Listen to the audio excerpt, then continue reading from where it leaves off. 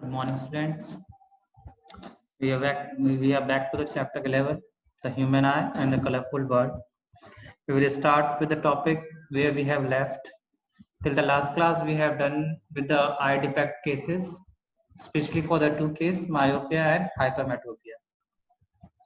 Last time हमने hypermetropia मेट्रोपिया दो केसेस के बारे में स्टडी किया था कि what the defects are, how they can be corrected and what are the diagram during that particular cases and उसके पर्टिकुलर हमने रीजंस को स्टडी किया था. तो हम वहीं से स्टार्ट करेंगे. This is a case, the defect of vision and the correction of myopia और द नियर साइटनेस. तो as per the diagram you can see there कि जब डायग्राम में आप देख रहे हैं कि when the light coming from the infinity as the myopia definition says that कि it's a near sightedness case. मतलब आपको when the object is placed near by to your eyes it can be seen, but when it is placed far behind its image cannot be obtained properly on the retina. So since the object is placed far behind, we have taken that the light comes to be parallel to the principal axis, and after convergence from the eye lens it must meet at a point on the principal axis in front of the retina. The term is there in front of retina means जो image बनेगी that is just in front of the retina, not exactly at retina. To rectify that, उसको rectify करने के लिए हमने क्या use किया है, that we are using a concave mirror, a concave lens हमने यहाँ पे use किया है. What the concave lens is going to be used here? Why? When the light comes parallel to the concave lens, जब parallel light concave lens पे incident होगी, it diverges. क्या होती है लाइट? ये this particular lens is called diverging lens because it expand the light. ये light को क्या कर देता है? एक्सपेंड कर देता है, डाइवर्ज कर देता है. Same thing is going to be here. यहाँ पे you can see that light coming incidentally and after passing through this lens, concave lens, it diverges, ये एक्सपेंड हो जा रही है. And after that it must pass to the edges of the concave lens, convex lens, and then it must focalize at the retina point. So this is a correction diagram. This one is diffracted case and this one is your correction in using a concave lens. Myopia defect की definition आपको दी गई है. In such a kind of defect, eye defect, the person can see the nearby object but can't see the distant object clearly. ठीक है? And what are the possible reason is there? Increase in the curvature of eye lens and increase in the curvature, increase in the length of the eyeball. How you can rectify it? By using a suitable concave lens. Moving to the next slide. Hypermetropia or farsightedness. In that particular case, इस eye defect में क्या होता है? It is just opposite to the myopic case. In myopic case, we can see the near one and can't see the far one. In case of hypermetropia, the term is going to be reversed. Now you can see the far behind object but can't see the object placed nearby to you. This is a case जो कि normally old age person के अंदर आपको मिल जाएगा. तो उनमें क्या होता है कि they can see the farthest object, जो ऑब्जेक्ट फार प्लेस पे पड़ा है उसको they can see easily, but the object place near by to them can't be seen clearly. To in such kind of defect where the image will form, just look at the picture. Since the object is placed nearby, object क्या है? Nearby place किया गया, therefore we have taken that the light comes from a point. Light एक point से आएगी and when the light comes from a point, it must reaches to the concave lens. जैसे ही वो concave lens पे, convex lens पे, because eye lens is convex lens, when it is falls on the convex lens, it must converge at a point, but the convergence point is behind the retina. The one point to be noted here that in case of hypermyopia, the point of convergence जो आपको मिल रहा है वो कहाँ जा रहा है? Behind the retina point जा रहा है. That means image is formed behind the retina. So this one is a defected case. How will you correct it? आपने क्या किया? You have to use again a convex lens. यहाँ पे आप एक convex lens और use करेंगे. तो इससे क्या होगा? First the light from the nearby placed object comes, incident आपको दिख रही है लाइट का, and when it pass through the convex lens one, which is glass lens of fixed focal length, तो ये क्या होगा? एक पर्टिकुलर पॉइंट पे क्या होगा? कन्वर्ज होना स्टार्ट होगा, because the property of the lens is converging. जो आपका कन्वेक्स लेंस होता है लाइट को क्या करता है, कन्वर्ज करता है। तो एक इसने लाइट को क्या किया, कन्वर्ज किया।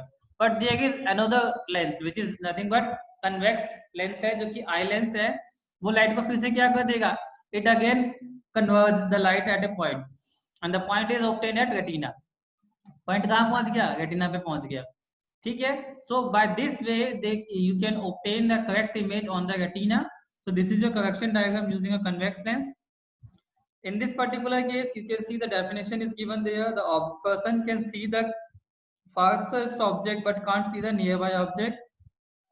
Since the image is formed behind the retina, and the possible reason are decrease in the curvature of the eye lens and decrease in the length of the eyeball. ठीक है, तो ये possible reason है इसके। So now we are continuing with the next topic जो हमें आज पढ़ना है, and the topic is presbyopia. This is the third kind of eye defect. ये eye defect का थर्ड टाइप का दिया है आपको, this is presbyopia. It is an eye defect of vision in the old person.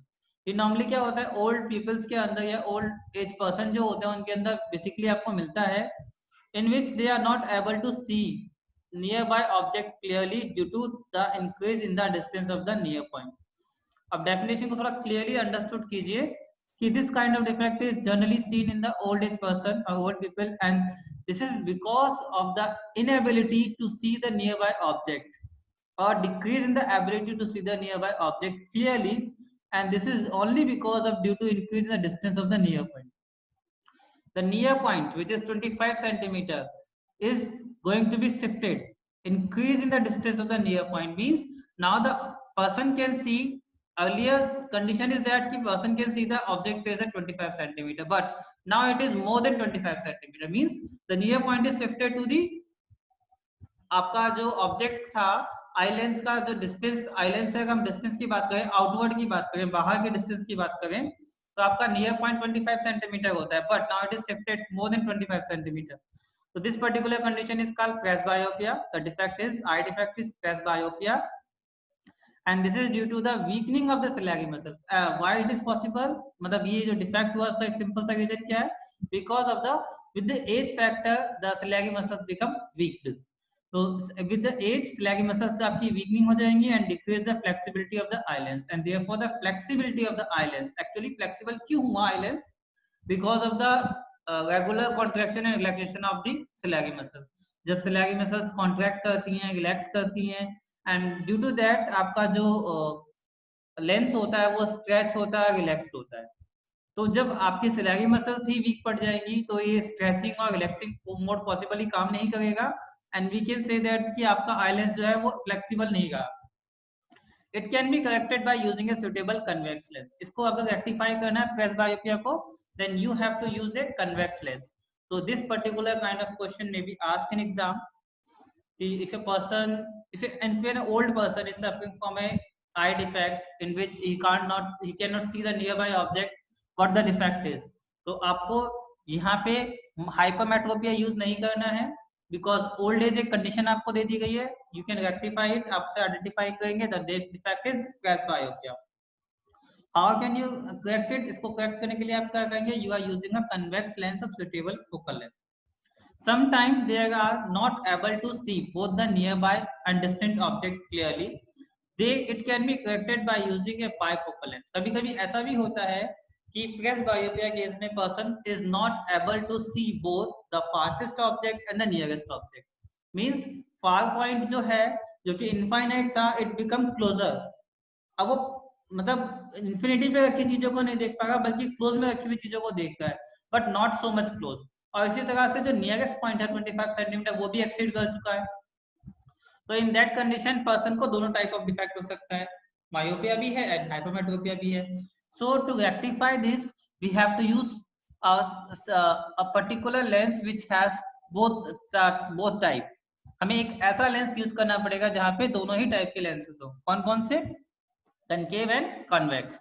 So that particular kind of lens is called bifocal lens. Here is the term given है bifocal lens consisting of both concave and convex lens. अब एक ही lens में आप double lens को emerge कर रहे हैं या मतलब सिंथेसाइज कर रहे हैं, तो उसको this particular is called bifocal lens. It consists of both concave and convex. The upper part is concave for the correction of distant region. जो upper part होता है या frontal part आप कह सकते हैं, this particular is for the made of concave lens, and it is to see the farthest object, and the lower part is convex for the correction of the near vision. और उसका जो lower part होता है वो आपका क्या होता है, convex lens का होता है to see the for the correction of the near vision. Generally this kind of specs or that lenses is seen in the oldest person. आपने देखा होगा whenever you just go to the your village, आपके grandfather grandmother जो होते हैं उनके जो specs होते हैं उसको कभी आप ऑब्जर्व कीजिए तो you will find that it has two different reason. एक रीजन तो ऐसा है जिसमें आप मतलब फ्रंट की चीजों को इजीली देख सकते हैं और चीजें आपको जो दूर की चीजें होती हैं वो आपको क्लियरली विजिबल हो जाती है. But at the same time if you just see at the bottom of the lens, आप लेंस के नीचे वाले पार्ट को अगर स्टडी करेंगे तो आपको पता चलेगा कि वहां पे एक डिफरेंट लेंस है. और वो लेंस क्या होता है, that particular type of lens is used to see the near by object. उसकी हेल्प से हम नियरेस्ट ऑब्जेक्ट को स्टडी कर सकते हैं. You have seen that in movies and in real life that old age person क्या करते हैं जब न्यूज़पेपर पढ़ते हैं तो वो अपने स्पेक्स का लोअर पोर्शन को यूज करते हैं टू स्टडी दैट मटेरियल. जो टेक्स्ट लिखा होता है पेपर पे वो एक छोटा साइज में होता है और उसको पढ़ने के लिए वो क्या करते हैं, they have to just bend their eyes. वो अपनी आईज की व्यू को बेंड करते हैं डाउनवर्ड. क्यों करते हैं? Because there is a lens which is concave lens. और वो कनकेव लेंस की हेल्प से क्या करते हैं, उस पर्टिकुलर टेक्स्ट को पढ़ सकते हैं because it is place closer. तो उस पॉइंट को क्लोजर पॉइंट को रेटिना पे लाने के लिए आपने वहां पे कन्वेक्स लेंस लगा दिया. जब हम फार्थेस्ट ऑब्जेक्ट की बात करेंगे तो ये मायोपिया केस हो गया. मायोपिया केस में आप कनकेव लेंस को यूज करते हैं to obtain the correct image at the retina. So that is the case here. तो यहाँ पे प्रेस बायोपिया के दोनों सिचुएशन आपको बता दी गई है. You can use bifocal also if the person is suffering from both kind of defect. Moving to the next slide, cataract. It is again an eye defect. ये भी एक eye defect है. It is not a disease. The image cannot be seen distinctly because of the lens become milky and cloudy. In this particular condition cataract आपने देखा होगा आपके आसपास family में या फिर आपके आसपास की कॉलोनी में पर्सन जो होते हैं कैटरैक्ट की प्रॉब्लम से सफरिंग होते हैं. कैटरैक्ट क्या होता है? In simple word it is called मोतियाबिंद. In this particular kind of defect the image can not be seen distinctly because eye lens become milky and the cloud. आपके eye lens का milky या cloudy हो जाना, उस पर कुछ white colour का फाइबरस मटेरियल आके कलेक्ट हो जाता है and that stop the incoming of the light to the retina. जब लेंस आपका क्लाउडी हो जाएगा या मिल्की हो जाएगा तो वो लाइट को अंदर आना अलाउ नहीं करेगा. This condition is known as cataract. इस कंडीशन को क्या कहते हैं? हम कैटरैक्ट कहते हैं. The cloudiness of the eye lens so that it does not allow the light to come to incident on the retina surface. It can cause complete or partial loss of vision. अब इसका क्या meaning है? अगर आपकी light maximum time के लिए आपकी retina पे नहीं जाती है तो सेल जो होती हैं आपकी जो लाइट सेंसिटिव सेल्स होती हैं वो क्या करेंगी, फोटो रिसेप्टर जो है हमारे आईज के वो धीमे धीमे काम करना बंद कर देते हैं. If it is occurring that starting stage पे है तो ये पार्शियली है. कभी कभार लाइट इंसिडेंट भी हो सकती है रेटिना पे और वो धुंधली सी इमेज बना सकती है. So it is somehow working. But अगर ये कम्प्लीटली ब्लॉक हो जाता है कुछ टाइम के लिए और लाइट आपकी रेटिना पे नहीं पड़ती तो आपकी जो सेल्स होती हैं वो डेड होना स्टार्ट हो जाती है. तो what the solution is for that?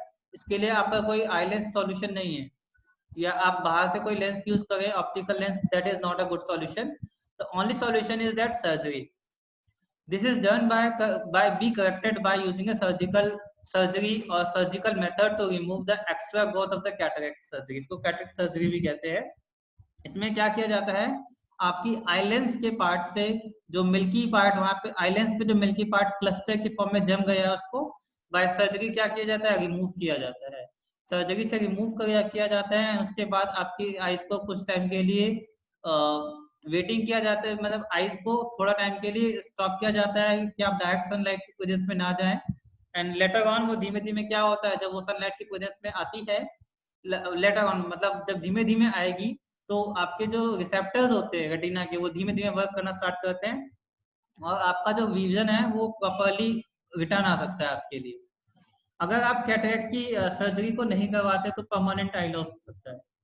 So if a person is suffering from cataract, he or she should be operated to be removed by cataract surgery method. Next slide पे चलते हैं। This is refraction of light through a glass prism. Earlier आपने refraction of light जो कि previous chapter में पढ़ा था, that is through a glass slab. यहाँ पे अब ग्लास प्रिज्म हो गया है। ग्लास स्लैब और ग्लास प्रिज्म में क्या डिफरेंस है?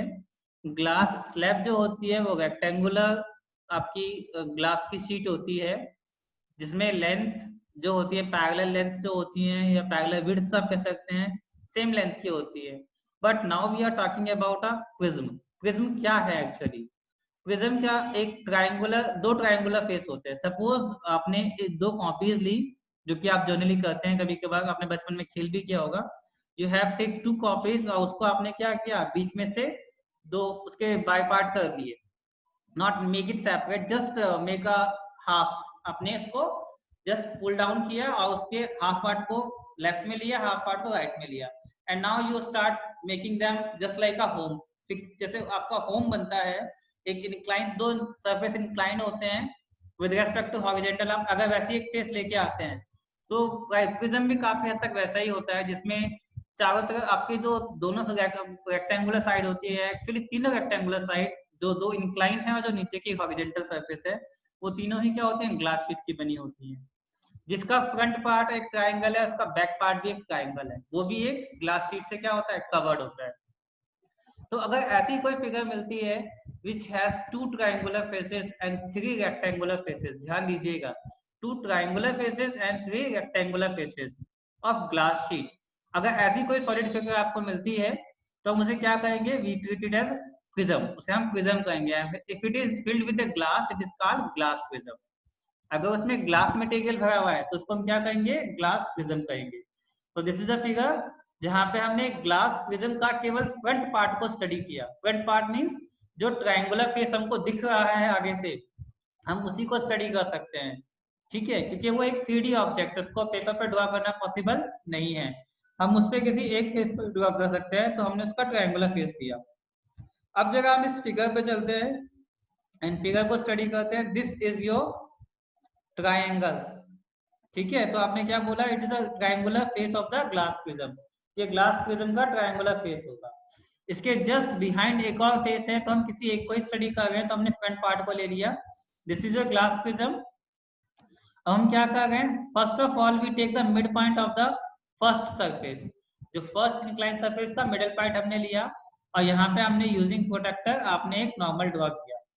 प्रोटेक्टर को आपने इस सरफेस पे रखना है, 0 पॉइंट को मैच करना है और 0 पॉइंट से मैच करते हुए 90 डिग्री पे एक लाइन बना देनी है। After drawing that particular line आप क्या करेंगे? उस लाइन से आप एंगल्स को मेजर करेंगे यूजिंग प्रोटेक्टर। 10 डिग्री 20 डिग्री कहाँ से करेंगे आप? नॉर्मल से। 10 degree 20 degree 30 degree 40 degree 50 degree ऐसे करते करते आप डिफरेंट एंगल्स पे इसको ड्रॉ कर सकते हैं। तो आपने क्या किया? सपोज आपने सर्टेन एंगल आई इंसिडेंट लिया और वहां पे आपने एक लाइन ड्रॉ कर दी। लाइन ड्रॉ करने के बाद इस पर्टिकुलर लाइन पे हम दो जगह पे सेफ्टी पिन, जो सेफ्टी पिन है आपकी जो ऑल पिन होती है, उसको हम प्लेस कर सकते हैं। Just like we have done the experiment with glass slab experiment है, वैसे ग्लास प्रिज्म का भी एक्सपेरिमेंट है, जहां पे हम इंसिडेंट लाइट पे दो पिंस को, जो ड्राइंग पिन होती है उनको पिंच कर देते हैं या स्टैंड कर देते हैं and place our glass prism to this particular figure. जैसे हमारा ग्लास प्रिज्म था वापस उसको वैसी जगह पे रख दिया एंड उसके अदर साइड्स पे हम क्या करते हैं? उन पिंस का जो इमेज बनेगी, ये तो आपके ऑब्जेक्ट थी पिंस की, पिन 1 और पिन 2 जो आपने यहाँ ड्रॉ की थी इंसिडेंट लाइट पे, और रिफ्लेक्टेड लाइट वाली साइड पे जो आपकी लाइट आएगी, लाइक जो आपका दूसरा सरफेस है जो कि ट्रायंगुलर फेस ही है, ट्रायंगुलर फेस का रेक्टेंगुलर पार्ट है, वहां से जो लाइट इमर्जेंट होगी, लाइक बाहर जो निकलेगी, उस लाइट को अगर हम देखेंगे तो वहां पे मुझे इंसिडेंट पिंस का कुछ इमेज दिखाई देगा। उस इमेज को ब्लॉक करते हुए मुझे दो पिंस और लगानी है और वहां पे लगाने के बाद मैं उन पिंस पे थोड़ा सा मार्क करूंगा और मार्क करने के बाद पिंस को निकाल के उस पर्टिकुलर लाइन को अटैच करूंगा, पॉइंट्स को जोड़ूंगा। एंड इन दोनों सरफेस में जो आपके रेक्टेंगुलर सरफेस का जो पॉइंट था इंक्लाइन सरफेस का, इनको भी आपस में जोड़ूंगा। तो मेरे पास तीन पर्टिकुलर रेज आती है, one is called incident ray, another is refracted ray and then emergent ray. तो तीन रेज आपकी बन जाएगी, incident, refracted and emergent. Just like in case of glass slab, वहां भी इंसिडेंट थी, रिफ्रैक्टेड थी एंड इमर्जेंट थी। एंगल आई आपका डिफाइंड है, angle between incident and normal. Angle R भी किस किस के बीच में है, normal and refracted ray, angle between normal and refracted रे। अब अगर इमर्जेंट की बात करें तो जिस पॉइंट पे लाइट बाहर निकल गई है उस पॉइंट पे हमने दोबारा से कब अपना प्रोटेक्टर रखना है, और with respect to incline surface आपको 90 चेक करना है। ध्यान रखिएगा, आपको with respect to surface check करना है, इमर्जेंट रे के साथ 90 का एंगल नहीं लेना है। आपने यहाँ पे 90 का एंगल डेवलप किया और लाइन को आपस में मीट कर दिया, तो आपको एंगल ऑफ इमर्जेंस मिलेगा, एंगल ऑफ इमर्जेंस मिलेगा। अब एंगल ऑफ इमर्जेंस मिलने के बाद आप इमर्जेंट लाइट को अंदर की तरफ ड्रॉ करना स्टार्ट कीजिए और इंसिडेंट लाइट को फॉरवर्ड ड्रॉ करना स्टार्ट कीजिए। ध्यान रखिए, इंसिडेंट लाइट को फॉरवर्ड मूव कीजिए, वो स्ट्रेट लाइन जाएगी, और इमर्जेंट लाइट को बैकवर्ड थोड़ा सा आपको क्या करना पड़ेगा, एक्सटेंड करना पड़ेगा। तो इन दोनों को एक्सटेंड करने पे ये एक पर्टिकुलर जगह पे कट लगाएगी। कौन कौन सी लाइन, फॉरवर्ड में जो इंसिडेंट लाइट थी और जो बैकवर्ड में इमर्जेंट लाइट थी, they meet at a point, और वहां पे ये एक एंगल ड्रॉ करेगी। दैट पर्टिकुलर एंगल जो होगा that is called angle of deviation. यहाँ पे आपको दिख रहा होगा डी, किस किस लाइन के बीच में, ये आपकी इंसिडेंट लाइट का फॉरवर्ड पार्ट था, ये आपका इमर्जेंट लाइट का बैकवर्ड पार्ट था, इन दोनों के बीच में एक एंगल बना है, इसको हमने बोला है एंगल ऑफ डेविएशन, और इसको हमने कैपिटल डी से दिखाया है। तो ध्यान रखिएगा कि प्रिज्म के केस में आपसे डायग्राम पूछ सकता है, कौन कौन से टर्म नेसेसरी है, इंसिडेंट रे, नॉर्मल, रिफ्रैक्टेड रे, इमर्जेंट रे, emergent angle, angle of deviation, ये आपके नेसेसरी पॉइंट है। एक्सेप्ट दिस, एक क्वेश्चन आपका जो फेमस है, जो आता है बेसिकली, यहाँ पे क्वेश्चन जो बनेगा, if it is question for 1 marks, तो आपसे कहेगा कि ड्रॉ द रे diagram for the refraction through a glass prism. तो आपको एक कंप्लीट डायग्राम बनाना है विद प्रॉपर नेमिंग, आपको फुल मार्क्स मिलेंगे। इसमें क्वेश्चन हाफ मार्क्स में कभी कभी डाल दिया जाता है, डिफाइन एंगल ऑफ डेविएशन। तो एंगल ऑफ डेविएशन इसका क्या है, इसकी डेफिनेशन नीचे दी गई है। इमर्जेंट रे और इंसिडेंट रे के बीच का जो एंगल होता है, that particular angle is called angle of deviation. Except this, यहाँ पे एक एंगल की बात की जाती है, दैट एंगल। आप देखिए, तीनों में से किसी भी साइड की अगर हम बात करें, तो अगर ये इक्विलेटरल ट्रायंगल है, if this is an equilateral prism, तो ये पर्टिकुलर एंगल क्या होगा आपका, that is called angle of prism, and it is same for equilateral triangle. But जरूरी नहीं है कि प्रिज्म आपको इक्विलेटरल मिलाए, तो जो भी आपका हॉरिजॉन्टल सरफेस होगा, हॉरिजॉन्टल सरफेस होगा, उसका जस्ट अपोजिट जो एंगल बनेगा, हॉरिजॉन्टल सरफेस कौन सा था, ये वाला हॉरिजॉन्टल सरफेस था, या जो आपके बॉटम के ग्राउंड के साथ टच में रखा गया है, इसके अपोजिट जो एंगल बनेगा, that particular angle is called glass angle. उसको क्या कहेंगे, प्रिज्म का एंगल कहेंगे, that is called angle of prism, and it is denoted with capital A. तो ये ध्यान रखिएगा इस डायग्राम में, when a ray of light passes through a glass prism, it get bent twice. जब लाइट किसी ग्लास प्रिज्म से pass होगी, it get bent twice at glass air interface. 2 बार ये बेंड होगी। फर्स्ट तो आपको दिख रही है, इंसिडेंट लाइट जब आई तो फर्स्ट इंटरफेस पे बेंड हो गई। सेकंड आपको दिख रहा है इस पर्टिकुलर पॉइंट पे, जब ये लाइट बाहर निकलेगी ग्लास से एयर में, तब ये दोबारा से क्या होगी, अपनी जगह से बेंट हो जाएगी।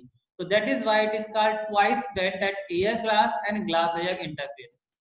The emergent ray is deviated by an angle to the incident ray, and this angle is called angle of deviation. ये डेफिनेशन दी गई है एंगल ऑफ डेविएशन की, ये मस्ट है जो एग्जाम में आपको मिलती है। ठीक है, एंगल ऑफ प्रिज्म अगर आपको डिफाइन करना है, तो angle between the two incline surface, you can say, आप बता सकते हैं कि दो रेक्टेंगुलर जो सरफेस होंगे, इंक्लाइन रेक्टेंगुलर सरफेस होंगे, उनके बीच जो एंगल बनेगा, that particular angle is called angle of prism. अब हम नेक्स्ट टॉपिक पे चल गए हैं, which is dispersion of white light by A glass prism. Glass prism में जब व्हाइट लाइट को इंसिडेंट किया जाएगा, व्हाट विल हैपन, ये फेनोमेना आपने क्लास 7th में भी पढ़ा होगा। ठीक है, आपने देखा है जब ग्लास में से, ग्लास प्रिज्म में से लाइट को पास किया जाता है, व्हाइट लाइट को पास करते हैं, White light is nothing but sunlight. It split into the 7 color. ये 7 colors में क्या हो जाता है? Split हो जाता है. This particular phenomena of the splitting of the white light into 7 color component is called dispersion. ठीक है? When the white light is split into 7 distinct color, it is called dispersion of white light. अब इसमें 7 colour का जो ये band बना है, ये एक प्रॉपर ऑर्डर है. इसे आप कभी इंटरचेंज नहीं कर सकते. ये नेचर ने आपको दिया है, ये ऑर्डर इसी ऑर्डर में रहता है. इसको कभी भी मॉडिफाई नहीं किया जा सकता. Why it is said to be in order? Because ये जो ऑर्डर है आपको विबग्योर का ऑर्डर आपको दिया है. फ्रॉम डाउनवर्ड टू अपवर्ड अगर हम चले तो विबग्योर एक वर्ड दिया गया है, विबग्योर, VIBGYOR.